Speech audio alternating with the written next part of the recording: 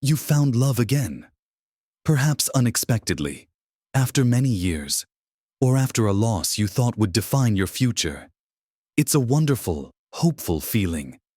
Isn't it? The butterflies, the shared laughter, the comfort of knowing you're not alone. But here's a truth that many don't talk about openly while the heart wants what the heart wants. Remarrying after 60 or even later comes with a unique set of complexities that younger couples rarely face. It's not just about blending lives, it's about blending entire established histories, families, and often considerable assets. Many lovely relationships sour not because the love isn't real, but because practical realities weren't discussed or even considered before saying "I do" again. It's a sad reality that could be avoided. In this video, we're going to gently explore the truth about remarrying after 60.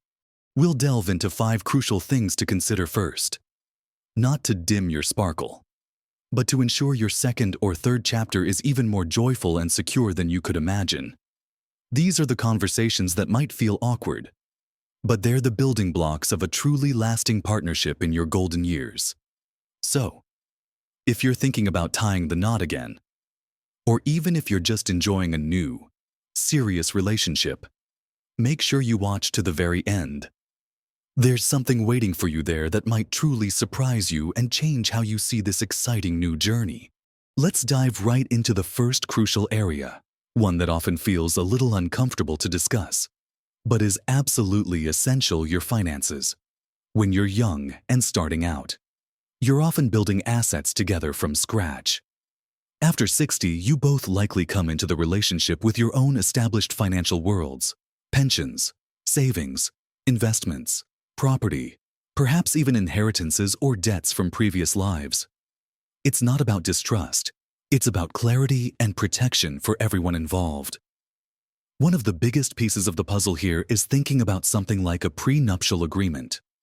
Now, don't let that term scare you. It's not just for the ultra-wealthy or celebrities. It's a smart, loving way for any couple entering a second marriage later in life to openly discuss expectations, responsibilities, and how assets will be handled both during the marriage and, very importantly, in case of death or separation. It's about protecting both of you. And perhaps even more critically, protecting the existing legacies you want to leave to your own children or other beneficiaries. Think about practical things like whether you'll keep separate bank accounts, create a joint one for shared expenses, or a combination. Who pays for what? And how are larger future expenses, like home repairs or travel, going to be split? These aren't romantic discussions. No. But they are the foundations of a secure and peaceful shared future. Then there are your wills and estate planning. This is absolutely huge. And often, it's where things can get incredibly complicated and emotionally painful if not handled properly.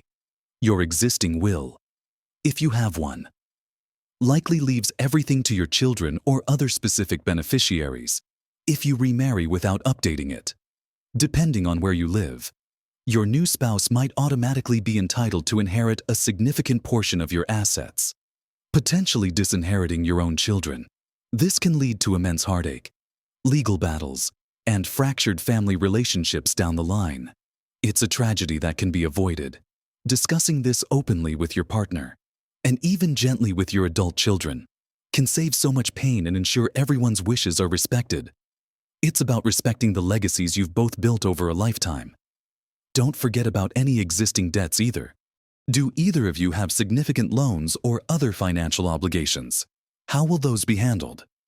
Understanding if you could potentially become responsible for your partner's existing debts, if you marry, is a vital piece of information.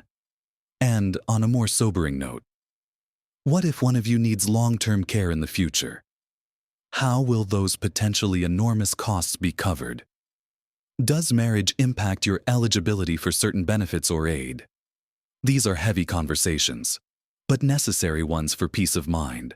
Imagine Anne, who remarried in her late 60s. She had a lovely home she deeply wanted to leave to her 2 daughters from her first marriage. Her new husband, Bob, had his own separate savings and pension. They loved each other deeply, shared beautiful years, but they simply never got around to updating their wills, or even talking about it in detail.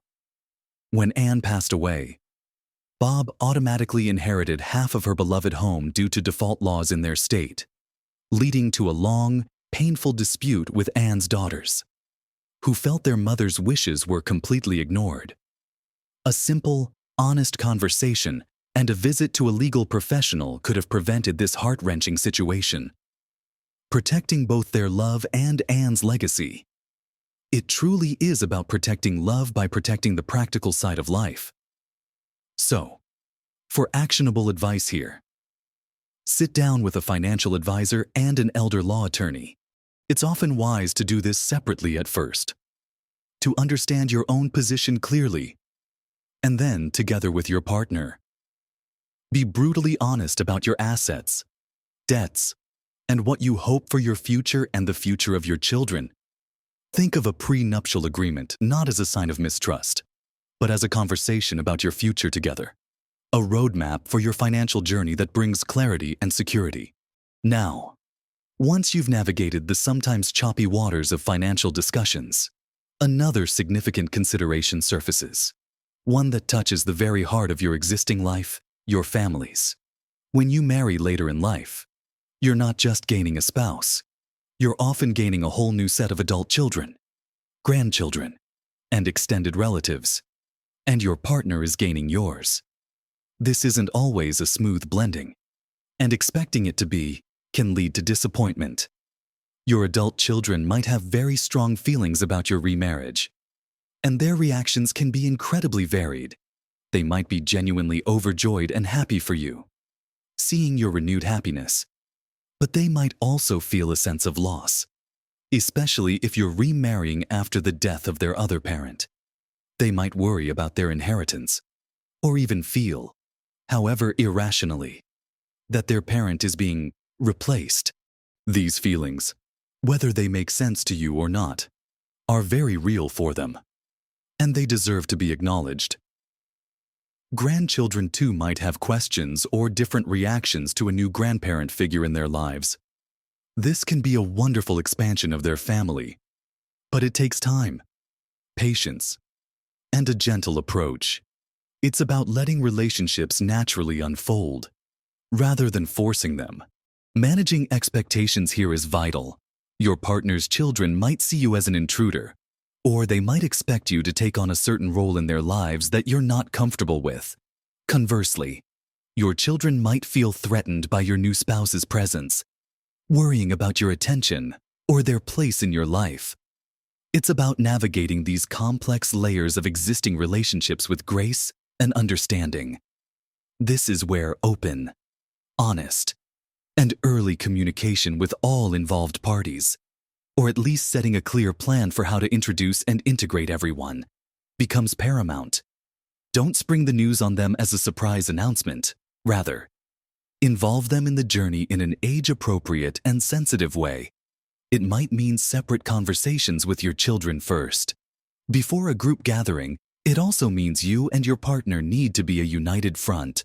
Discuss how you'll handle potential disagreements or tensions that might arise from family members. Where will you spend holidays? How much involvement will each set of children or grandchildren have in your lives as a couple? These seemingly small details can become sources of great friction if not discussed beforehand. Consider Mark and Susan. They fell deeply in love, enjoying every moment together. But once they decided to marry, Susan's adult daughters, who were still grieving their father, struggled immensely to accept Mark into their family. Mark, in turn, felt excluded and a bit like an outsider. Susan tried her best to mediate, but because she and Mark hadn't had a solid discussion about how they would present themselves as a united couple to their respective families, they often found themselves caught in the middle, trying to please everyone. Their marriage truly began to thrive when they realized they needed to set clear, loving boundaries, present a united front in all family interactions, and let their deep love for each other guide their interactions with both families, rather than letting external pressures define their relationship. It took time, understanding, and a lot of honest conversations about what family meant to them now as a blended unit. So, for actionable advice, have candid conversations with your partner about your existing family dynamics. How involved are your children? What are their personalities like? Think about how you'll introduce your partner to them, and how you'll navigate holidays and family events in a way that feels comfortable for everyone. Be prepared for mixed reactions and have a plan for how you and your partner will support each other through any challenges. Remember, your children may eventually come around, and often do, but it often takes patience, reassurance that your love for them isn't diminished by your new love, and consistent effort to build new relationships. So, we've thought about the practicalities of finances and the sometimes tender realm of family dynamics. Now, let's shift our focus to something perhaps even more personal, yet equally vital: the blending of two very independent, fully formed lives and the unique challenges and joys that come with that. We're talking about your established routines, your personal space, and the independence you've likely cherished for decades. When you've lived alone or as a single person for a significant period, you've developed your own rhythm, your own way of doing things. Maybe you're an early riser who loves quiet mornings with a cup of tea and the newspaper, while your partner prefers to sleep in until noon and then blast classic rock music while making breakfast. You might have specific meal times, a particular way you like the kitchen organized, hobbies that fill your afternoons, social circles that keep you busy, or even very specific ways of doing household chores. Marriage means combining these, and it takes a considerable amount of compromise, patience, and good humor. It's about finding a new rhythm that works for both of you, respecting the habits you each bring. Then there's the concept of personal space. Do you both value having your own designated areas? Perhaps a quiet study or a crafting room, a man cave or a she shed, or just a quiet corner for reading that is solely yours. How will you share a home, especially if one of you is moving into the other's established space? This isn't just about physical boundaries.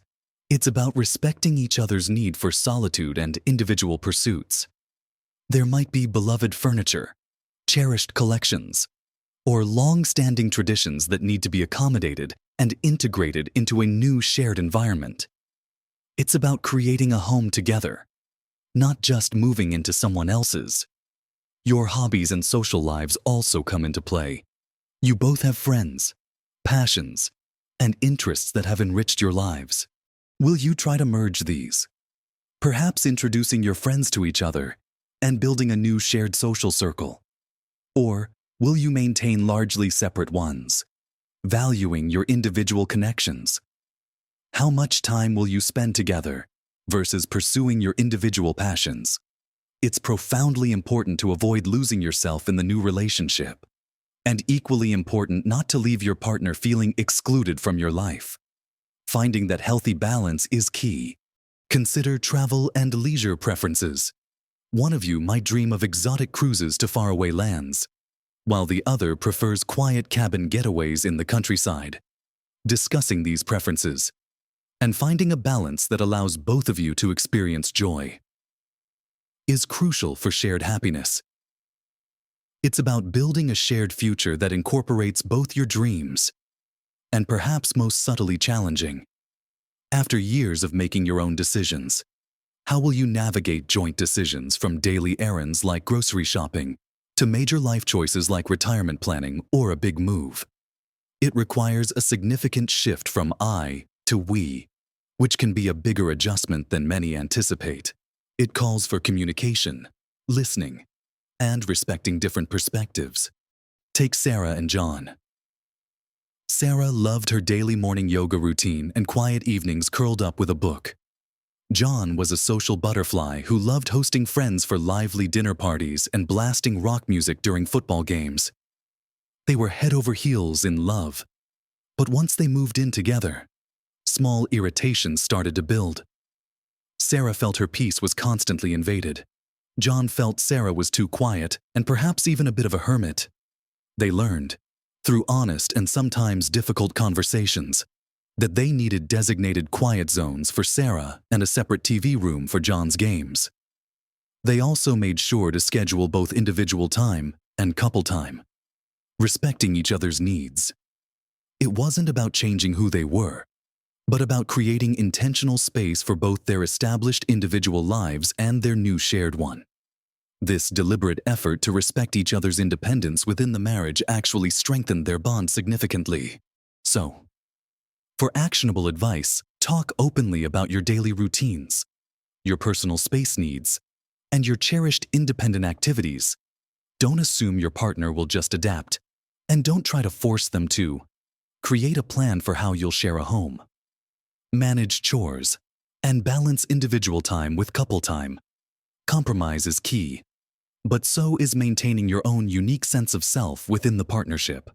Now, let's move to a topic that might feel heavy, but ignoring it can lead to immense stress and heartbreak down the line. And that's the reality of health and potential caregiving. We're all getting older, and our health can change unexpectedly at any time.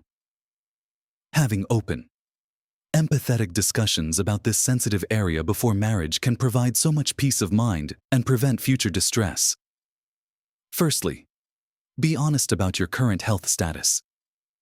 This isn't about airing your medical history for judgment, but about sharing vital information so your partner understands any existing chronic illnesses, ongoing treatments, or physical limitations. It's about transparency and setting realistic expectations. Then, think about future health and long-term care. What are your wishes if one of you faces a serious illness, a significant decline in health, or needs long-term care? Whether at home or in a facility. Do you have long-term care insurance? Have you thoughtfully considered and discussed living wills, power of attorney for health care, or advance directives? These crucial legal documents ensure your wishes are honored if you're unable to communicate them, and they prevent your partner from being left guessing or making agonizing decisions alone during an incredibly difficult time. They are truly gifts of love. Consider the caregiving roles. Are you prepared for the possibility of becoming a caregiver for your spouse, or for your spouse to potentially care for you? This is a significant responsibility and commitment, one that can be physically and emotionally demanding. Discuss what that might look like, how it would impact your lives, and what resources you might need, both financial and practical, to support each other. It's a very different dynamic from dating or even cohabiting. It's a deep, selfless commitment. And perhaps the hardest conversation of all, but equally crucial, are your end-of-life wishes. What are your preferences regarding medical interventions, palliative care, or even funeral arrangements? Knowing these things in advance ensures your dignity, reduces immense burden on your partner during a time of grief, and ensures your final wishes are honored. It's a conversation born of deep love and respect. Think of David and Mary. They married in their 70s, deeply in love and enjoying their retirement together. David had a few minor health issues, but nothing too serious at the time. However, a few years into their marriage, he had a severe stroke that left him with significant care needs. Mary, completely unprepared for the intense day-to-day caregiving required, quickly became overwhelmed and exhausted. They hadn't discussed long-term care options, nor had they made any legal arrangements for medical power of attorney. This added immense financial and emotional stress to an already heartbreaking situation, as Mary had to make difficult decisions on her own, without clear guidance from David or any prior discussion. If they had had these frank and loving discussions beforehand, and put some plans in place, Mary would have felt more supported, less alone, and better equipped to navigate David's care. It's about facing reality with love, foresight, and a shared commitment to each other's well-being. So, for actionable advice, have a deep, empathetic conversation about your current health, potential future care needs, and your end-of-life wishes. This isn't morbid. It's a profound act of love and responsibility. Discuss your preferences for medical care, and crucially, consider preparing legal documents like a living will and durable power of attorney for healthcare. These conversations protect both of you and your relationship from future hardship. It's about ensuring that your love can withstand life's biggest challenges, because you've prepared for them together. We've covered some practical, albeit weighty, topics, from finances to health. Now, let's turn to what might be the most delicate and profoundly important consideration of all, yet often the least discussed: your emotional readiness and the unspoken expectations you both bring into this new chapter. After all, love in later life often comes with its own unique emotional landscape, shaped by years of experience. First, ask yourselves, why do you truly want to remarry at this stage of your lives? Is it primarily for companionship, for deep love, for a sense of security? Or perhaps, for some, it might be a subtle fear of being alone. Are you both on the same page about what marriage means to you now, in your golden years, compared to what it might have meant when you were younger? Sometimes people enter a second marriage with unstated expectations related to financial security or caregiving. And if those motivations aren't openly acknowledged and accepted by both partners, it can lead to deep resentment and disappointment down the line. Honesty about your core motivations is incredibly liberating. Then, there's the process of healing from the past. If you or your partner have experienced significant loss, divorce, or other profound hurts from previous relationships, have you truly processed those experiences in a healthy way? Unresolved grief, lingering resentments, or unaddressed emotional baggage from your past can unconsciously cast a long shadow over a new relationship, sabotaging even the most loving intentions. It's not about being over it completely. It's about having a healthy way to acknowledge and manage those feelings so they don't inadvertently define or control your present and future with a new partner. It's about being truly present. Also, be frank about your expectations regarding companionship versus romance and intimacy. What are your expectations for the romantic and intimate aspects of the relationship? How much shared activity do you envision, beyond just living under the same roof?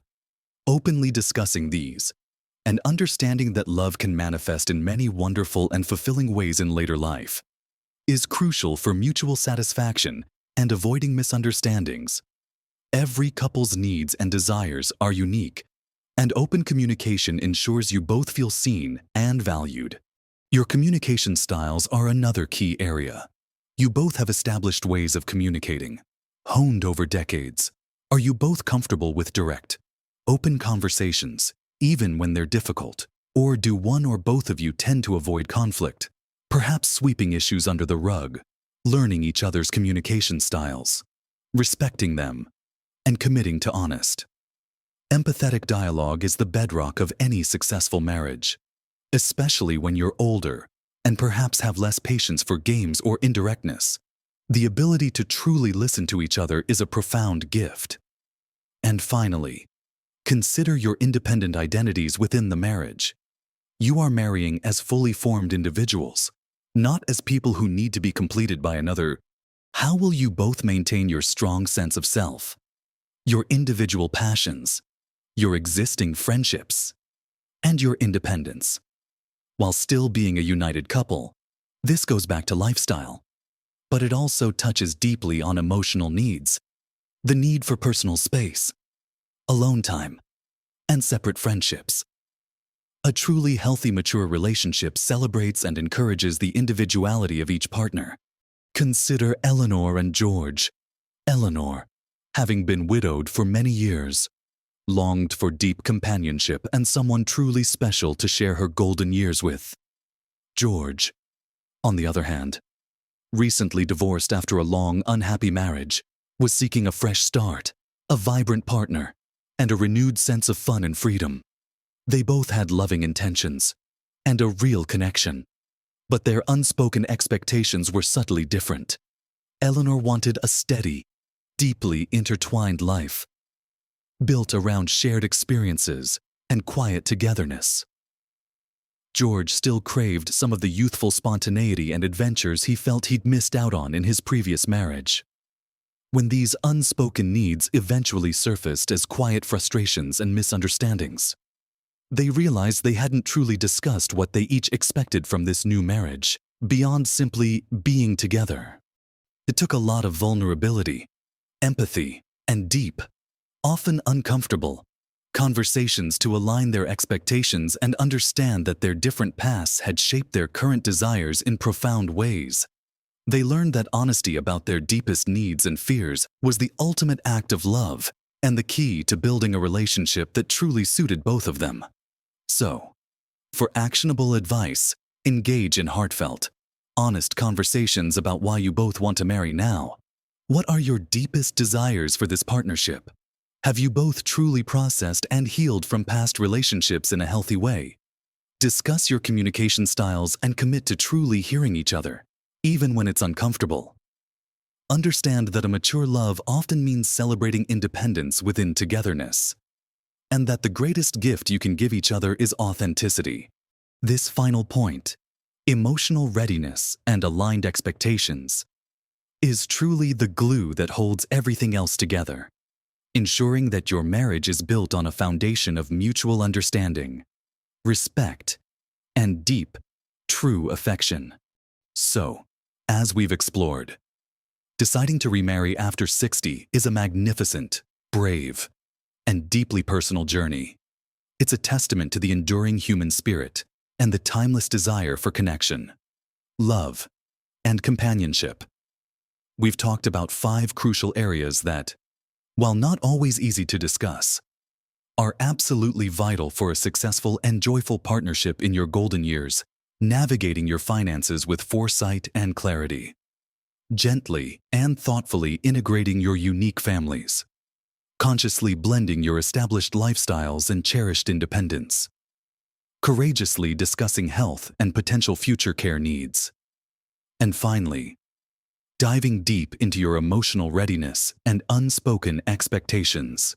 Remember, dear friends, none of these conversations are meant to be roadblocks to your happiness.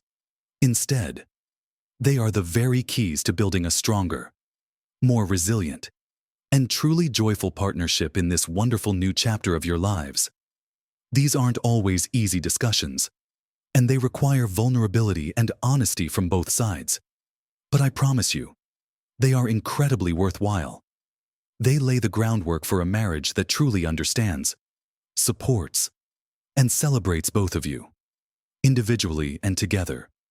Small changes in your approach, a little more courage to speak openly and listen deeply, can make a monumental difference to your future happiness, peace of mind, and the longevity of your beautiful new connection. I'm so curious to hear your thoughts on this. If you've remarried after 60 or are perhaps considering it, what was the biggest surprise for you? What valuable advice would you give others who are embarking on this exciting new journey? Please, share your experiences and insights in the comments below. Your wisdom and stories can truly illuminate the path for someone else who might be navigating these very same questions. If this video has sparked some thoughts or given you something valuable to consider, something that might truly help you or someone you know, please take a moment to give it a thumbs up. That really helps us reach more people who might benefit from this message. And if you want more honest, heartfelt conversations about living your best life at every age, if you want content that truly speaks to your experiences and helps you thrive, make sure you subscribe to the channel and hit that notification bell so you don't miss a thing. You deserve all the love, all the happiness, and all the security in this new and exciting chapter of your life. Embrace the truth, prepare with love, and live your best life every single day, at every age.